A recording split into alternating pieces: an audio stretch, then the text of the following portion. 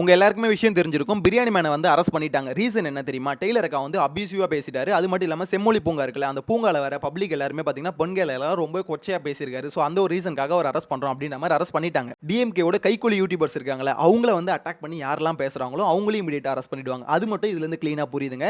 ஏன்னா இவர அரெஸ்ட் பண்ணணும்னா, பிரியாணி மேனை அரெஸ்ட் பண்ணணும்னா, அந்த வீடியோ எப்போ போட்டாரு? 4 மாசத்துக்கு முன்னாடி தான் செம்மொழி பூங்கால வந்து அந்த வீடியோ போட்டிருக்காரு போய் பார்த்து.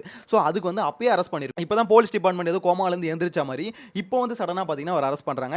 எனிவேஸ் அரெஸ்ட் பண்ணிட்டாங்க. இந்த வீடியோல சத்தியமா பிரியாணி மேனுக்கு சப்போர்ட் பண்ணுன்ற வகையில் இந்த வீடியோ எடுக்கல. ஏன்னா எனக்குமே பிரியாணி மேன் பேசுற விதம் வந்து பிடிக்காது. அவர் யூஸ் பண்ற வார்த்தைங்க வந்து பாத்தீங்கன்னா சில வார்த்தைங்க ரொம்பவே கொஞ்சம் ஒஸ்டான விஷயம் தான். ஸோ அதனால எனக்கும் அது பிடிக்காது. அதுக்காக அவர் அரெஸ்ட் பண்றாங்கன்னா ஓகே அரெஸ்ட் பண்ணிக்கிட்டோம். ஆனா பிளிப்னு ஒருத்தர் இருக்காருல்ல, அவர் எப்படி பேசுற வார்த்தைகள் எல்லாம் தூய்மையான வார்த்தைகளா? அவர் ஏன் இவ்வளவு நாள் அரெஸ்ட் பண்ணல? அதாவது உங்களுக்கு சப்போர்ட் பண்றவன் என்ன வேணா பேசிக்கலாம். அவனெல்லாம் விட்டுருவீங்க. உங்களுக்கு அகைன்ஸ்டா உங்க யூடியூபர்ஸ்க்கு அகைன்ஸ்டா ஒருத்தன் பேசிட்டா உடனே அரெஸ்ட். அதுதான் பாத்தீங்கன்னா இப்ப நடந்திருக்கு. ஆக்சுவலா இர்ஃபானுக்கு இவருக்கு ஒரு சண்டை நடந்ததுல. அந்த சண்டையில ஃபர்ஸ்ட் வீடியோல பாத்தீங்கன்னா ஒரு டீசென்ட்டா தான் பேசியிருந்தாரு. அந்த வீடியோ நானும் பார்த்திருந்தேன். நீங்களும் போய் பாருங்க. ஃபர்ஸ்ட் வீடியோல டீசென்ட்டா தான் பேசியிருந்தாரு.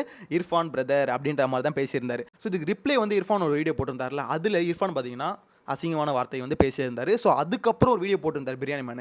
அதில் தான் பார்த்தீங்கன்னா இவர் ரிப்ளை கொடுக்கும்போது என்ன பண்ணியிருந்தாரு, இவரும் அசிங்கமாக அதுக்கேற்ற மாதிரி பேச ஆரம்பிச்சிட்டாரு. ரொம்ப டூ மச்சாக தான் பேசினார், இல்லைன்னு நான் சொல்லலை. பட் ஆனால் அவர் மேலே ஒரு தப்பு இருக்குன்னா அதே தப்பு தான் இர்ஃபான் மணி இருக்குது. ஏன்னா இர்ஃபானும் பார்த்தீங்கன்னா அசிங்கமான வார்த்தையை அந்த வீடியோவில் யூஸ் பண்ணியிருந்தாரு.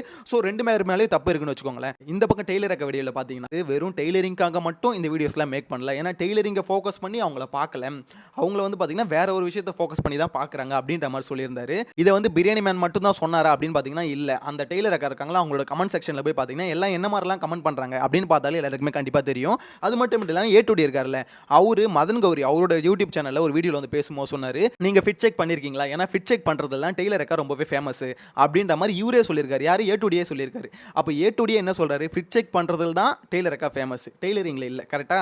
சோ உங்களுக்கே தெரியுது அவங்க எதனால ஃபேமஸ் ஆயிருக்காங்க. அந்த விஷயத்தை தானே பிரியாணி மேன் சொல்லியிருக்காரு. சோ அப்படி இருக்கும்போது நீங்களும் ஒரே விஷயத்தை தானே சொல்றீங்க. சோ இதுல வந்து பாத்தீங்கன்னா உங்களை எல்லாரும் நல்லவங்க மாதிரி பாக்குறதும் பிரியாணி மேனை வந்து கெட்டவனா பார்க்கறதும் எந்த விதத்தில் நியாயம் அப்படின்றது தான் என்ன பொறுத்த வரைக்கும் தோணுது.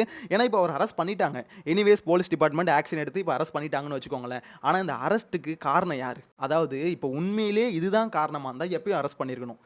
ஆனால் இப்போ திடீர்னு சடனாக, அதாவது இர்ஃபானை பற்றி ஒரு வீடியோ போடுறாரு, அதுக்கு இர்ஃபான் வந்து கொந்தளிச்சு ஒரு வீடியோ போடுறாரு, ஒன்று டெய்லர் அக்காவை பற்றி ஒரு வீடியோ போட்டிருக்காரு. ஸோ அதுக்கு ரிப்ளை பார்த்தீங்கன்னா ஏ2டி வீடியோ போடுறாரு. இப்போ இந்த இஷ்யூ ஸ்டார்ட் ஆனதுக்கப்புறம் உடனே இப்போ வந்து அரெஸ்ட் பண்ணுறாங்க.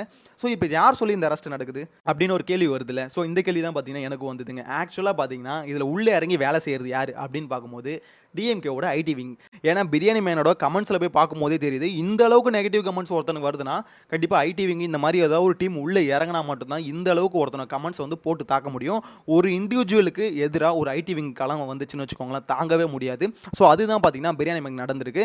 ஆனால் பிரியாணி மேன் மேலே தப்பு இல்லையான்னு கேட்டிங்கன்னா கண்டிப்பாக தப்பு இருக்குது. ஆனால் அவர் மேலே மட்டும்தான் தப்பு இருக்கா அப்படின்னு கேட்டால் கண்டிப்பாக இல்லைங்க. ஏன்னா பிளிப் இருக்காருல்ல, நான் ஆல்ரெடி சொன்ன மாதிரி அவரெல்லாம் அரெஸ்ட் பண்ணணும், எப்பயும் அரெஸ்ட் பண்ணிடணும். அவர் பேசுகிற வார்த்தைங்களாம் எப்படிப்பட்ட வார்த்தைங்களாம் இருக்கும் அப்படின்றது அவர் வீடியோ பார்க்குற எல்லாருக்குமே தெரியும். ஸோ அப்படிப்பட்ட வார்த்தைங்களை பேசிட்டு இப்போ இவங்க டீமில் இருக்காங்க, அதாவது இர்ஃபானு, ஏ2டி இவங்கெல்லாம் பார்த்தீங்கன்னா ஒரு டீம். இப்போ இவங்கெல்லாம் பார்த்தீங்கன்னா நல்லவங்க, இவங்க என்ன வார்த்தைகளை வேணால் பேசிக்கலாம். ஸோ ஜேகே இவங்கெல்லாம் பேசுறது, கெட்ட வார்த்தைங்க பேசுறது வந்து தப்பு இல்லை.